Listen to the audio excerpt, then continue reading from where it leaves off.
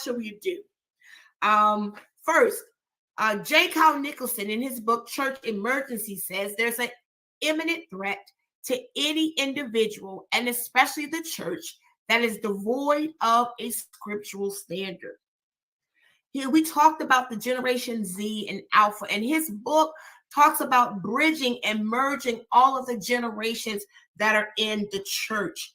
And in this post-Christian society, it's imperative for us that we bring all of the generations together.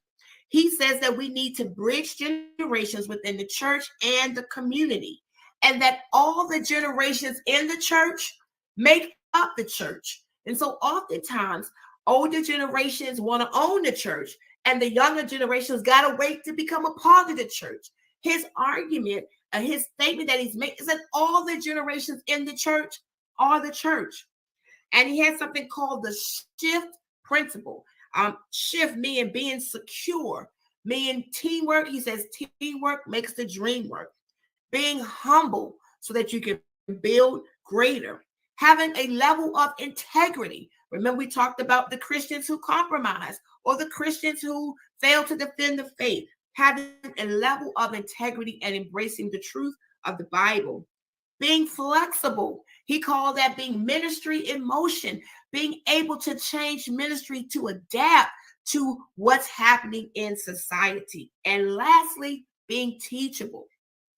He says, as long as you're living, you're still learning.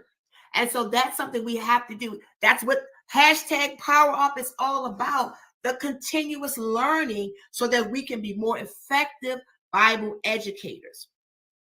The last thing, the Encyclopedia of Apologetics says that we as believers are people that learn the difference between good and evil. We learn to defend Christ as the hope of glory.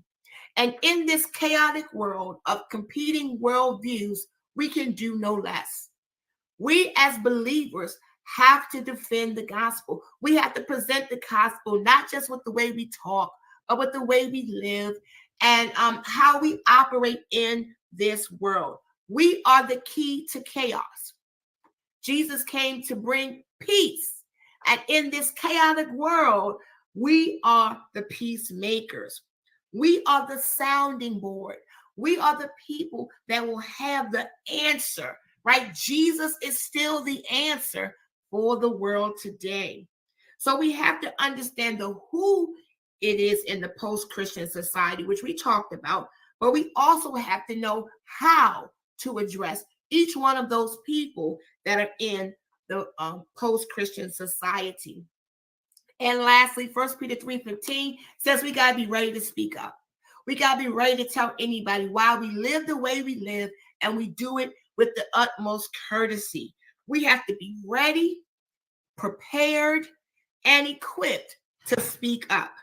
We have to be Holy Spirit led, and we must respond in love, not disrespectful and not degrading. I stopped saying that word not offensive because the Bible can be offensive, but I stopped using that language because that language tends to have a lot of connotation to it, and people, get upset about that. What I'm saying is we're not to be disrespectful. We're not to be downgrading. We're not to be demeaning.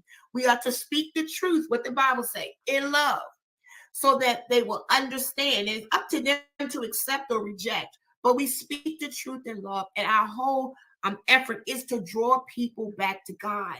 That is God's whole plan, to reconcile fallen man back to himself.